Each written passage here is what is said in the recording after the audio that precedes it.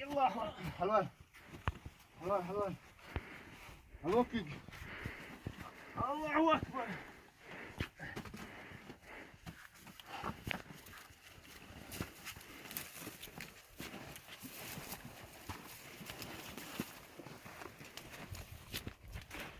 عجبا حاجة ممكن ثانية تاچم يعني تلو هرمتك يلا شكل الشبوش نخص شاودنا شو واحد بسم الله الرحمن الرحيم ايه شاودنا هيك واحد بيش ايه خوش ديالة تلو ينسكت عليه قول بدي اخشو الحد الاسبوع ده المقلع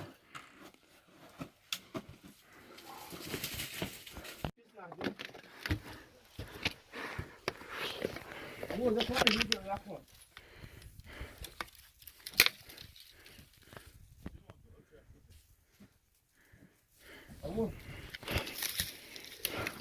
Поехали.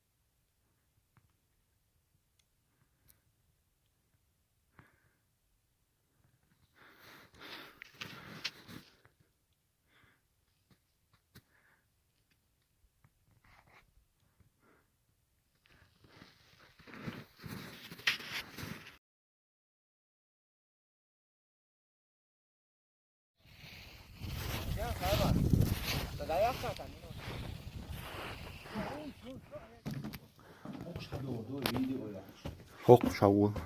Allen ja ist du. Ja, hochst du.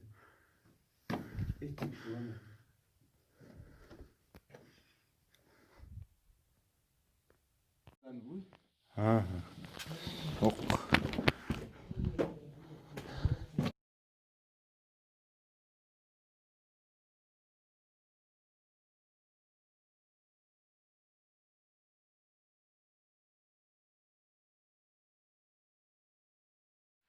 ده كان مطلوب دي دايت وزادي عشان كل قدرتوش والله قول كشير هناك